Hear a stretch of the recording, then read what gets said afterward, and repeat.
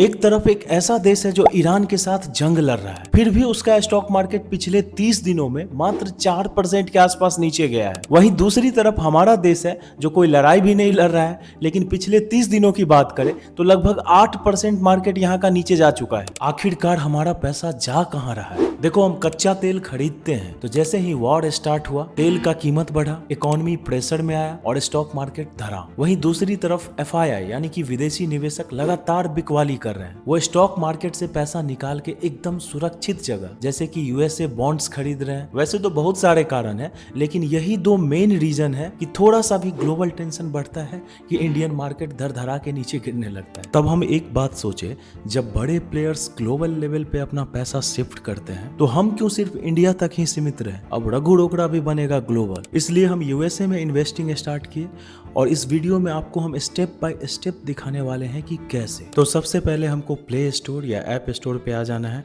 वहां पे सर्च करना है IND मनी। अब हमारे सामने IND मनी का ऐप आ गया, इसको हम सबसे पहले डाउनलोड करेंगे। अब यहाँ पे हमको अकाउंट बनाना है, तो अपने मोबाइल नंबर से हम सबसे पहले साइन अप करेंगे। इसके बाद आपको पूरा नाम डालना होगा। अगले स्टेप में आपको अपना ईमेल ID डाल के वेरीफाई करना होगा। इसके बाद आपको अपना पैन नंबर डालना है, फिर डेट ऑफ बर्थ डालेंगे। और अगर आप यूएसए अकाउंट को इनेबल करते हैं तो सिर्फ 5 मिनट में आपका डीमेट अकाउंट रेडी हो जाता है। अब IND मनी में इन्वेस्ट करने का सबसे बड़ा बेनिफिट हमको ये मिलता है कि एक ही जगह पे हम इंडिया और यूएसए दोनों जगह इन्वेस्ट कर सकते हैं, या फिर अगर आपका डीमेट अकाउंट इंडिया के किसी और ऐप पे है जैसे एंजल वन या फिर जेरोदा, उसको भी आप ट्रैक कर सकते हैं IND मनी पे। अब हमारा अगला स्टेप है यूएसए स्टॉक्स अकाउंट में पैसे ऐड करने। तो यहाँ पे हम इंडिया में रहते हैं, रुपीज में पैसा ऐड करेंगे और वो कन्वर्ट होकर डॉलर में जाएगा, क्योंकि यूएसए में तो हम डॉलर में इन्वेस्टिंग करेंगे। तो सबसे पहले हम 5,000 रुपया ऐड करके चेक करते हैं कि क्या होता है। अब यहाँ पे आप देख सकते हैं कि $1 का लगभग 94 रुपया 69 पैसा हमको मिल रहा है। जीएसटी चार्ज 45 रुपया लग रहा है और IND मनी कोई भी चार्ज नहीं ले रहा है। टोटल अमाउंट हमको मिलेगा लगभग $52 के आसपास। अच्छा, अगर इसमें हम 10,000 रुपया ऐड करके देखते हैं और इसका चार्ज ब्रेकअप देखते हैं तो इसमें भी जीएसटी सेम लग रहा है 45 रुपया। 25,000 ऐड करते हैं, उसमें भी 45 रुपया जीएसटी लग रहा है। लेकिन 30,000 ऐड करते हैं तो लगभग 53 रुपया जीएसटी लग रहा है। कहने का मतलब है कि IND मनी में अगर हम पैसा ऐड कर रहे हैं अपने यूएसए वाले अकाउंट में, तो 5-5 हजार अगर हम 5 बार उसमें ऐड करते हैं तो 45 गुने 5 लगभग 225 रुपया जीएसटी हमको देना पड़ेगा। तो हमें कोशिश करना है कि एक बार में ही बड़ा अमाउंट ऐड करना है। 5-5 हजार 5 बार ऐड करने के बजाय अगर हम 25,000 रुपया एक बार में ऐड करते हैं तो मात्र 45 रुपया ही जीएसटी देना होगा। ये हमारा बचत होगा। अच्छा, पैसे ऐड करने के लिए मेरे पास 5 बैंक अकाउंट के ऑप्शन दिख रहे हैं, HDFC, Kotak, ICICI, axis bank और फेडरल बैंक। इन पांचों बैंक्स के साथ इनका टाई अप है। इन पांचों में से किसी एक में अगर आपका अकाउंट है तभी आप इसमें पैसा ऐड कर सकते हैं, जहां तक मुझे दिख रहा है। अब IND मनी पे इन्वेस्ट करने के लिए सबसे बेस्ट ऑप्शन होता है फेडरल बैंक का। अगर आप चाहे तो IND मनी पे ही आपका 5 मिनट के अंदर फेडरल बैंक का अकाउंट खुल जाएगा और वहां से ट्रांजेक्शन करना थोड़ा सा ईजी है शायद। फिलहाल मेरे पास HDFC बैंक का अकाउंट है तो हम उसी से ट्रांजेक्शन करते हैं। लेकिन ध्यान देने वाली बात यहाँ पे ये है, अगर आज आप पैसा ऐड करते हैं तो 2 से 3 दिन में आपके डीमेट अकाउंट में ट्रेडिंग बैलेंस में वो शो होता है। इस चीज का हमें ख्याल रखना है। अब हम तो ETF इन्वेस्टर हैं, तो यूएसए के मार्केट में इन्वेस्ट करने का सबसे बड़ा बेनिफिट हमको ये मिलता है कि यहाँ पे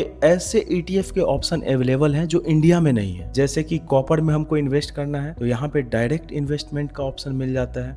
इसके अलावा यूरेनियम, प्लेटिनम, अब जैसे मिडिल ईस्ट में वॉर चल रहा है, क्रूड ऑयल का प्राइस बढ़ने वाला है, ये आपको मालूम चल गया, क्रूड ऑयल का ETF खरीदना है वो भी अवेलेबल है। कहने का मतलब ETF का एक वाइड रेंज आपको यहाँ पे मिलता है जो इंडिया में पॉसिबल ही नहीं है। दूसरा सबसे बड़ा बेनिफिट हमको ये मिलता है कि हम उन कंपनियों में इन्वेस्ट कर सकते हैं जिनका हम सिर्फ नाम सुनते थे अभी तक, जैसे Apple, Microsoft, Tesla, IBM, Intel, Amazon, Facebook, Meta, Netflix, बहुत सारे ऑप्शन अवेलेबल है। अब तीसरा सबसे बड़ा बेनिफिट जो हमको मिलता है वो ये है कि मान लो कि हमको नेटफ्लिक्स का एक शेयर खरीदना है। आप देख सकते हैं इसके एक शेयर का प्राइस लगभग $90 के आसपास है, यानी कि लगभग इंडियन करेंसी में 8,000 रुपया के आसपास। अब इसका एक शेयर खरीदने के लिए हमें 8,000 रुपया चाहिए, क्योंकि इंडिया में तो यही होता है। मान लो हमको MRF का एक शेयर खरीदना है तो 1 लाख से ऊपर उसके एक शेयर का प्राइस है। एक शेयर खरीदने के लिए हमको 1 लाख रुपया से ज्यादा इन्वेस्ट करना पड़ेगा। लेकिन यहाँ मामला कुछ अलग है। यहाँ पे हमें मिलता है एक बहुत ही यूनिक ऑप्शन फ्रैक्शनल इन्वेस्टिंग का। मान लो हमारे पास 100 रुपया है तो हम 100 रुपया से ही नेटफ्लिक्स में इन्वेस्ट कर सकते हैं, फ्रैक्शन में खरीद सकते हैं। कहने का मतलब किसी भी कंपनी के शेयर को टुकड़ों में खरीद सकते हैं। अब मेरे इन्वेस्टमेंट की बात करें तो लगभग मेरा $59 के आसपास इसमें इन्वेस्टेड है। हम सिर्फ सिर्फ ETF खरीदे हैं अभी, कॉपर का ETF, प्लेटिनम का, यूरेनियम का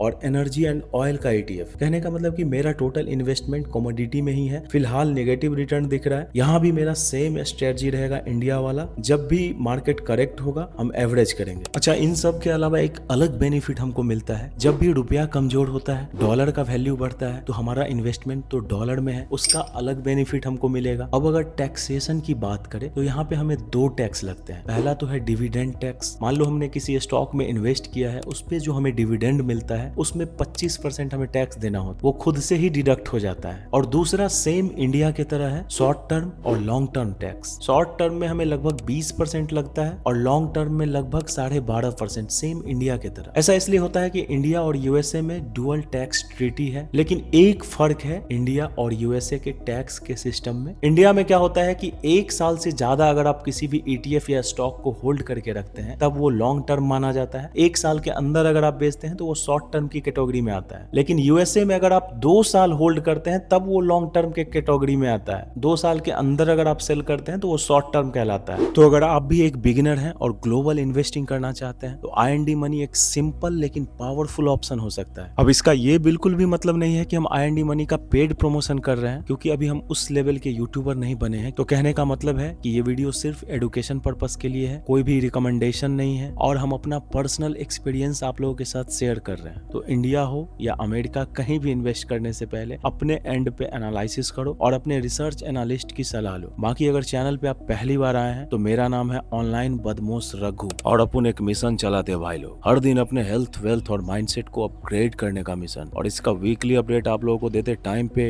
लेकिन फिलहाल फाइनेंशियल ईयर 25-26 का क्लोजिंग का सीन चल रहा है, तो इसमें बिल्कुल भी टाइम नहीं मिल पा रहा है। बड़ी मुश्किल से हम वीडियो बना पा रहे हैं, इसलिए वीडियो को ज्यादा लंबा नहीं खींचेंगे। अच्छी लगी हो वीडियो तो चैनल को सब्सक्राइब करना, और अगर वीडियो अच्छी ना लगी हो तो दोबारा देखना वीडियो को। मिलते हैं अगले वीडियो में। ओके।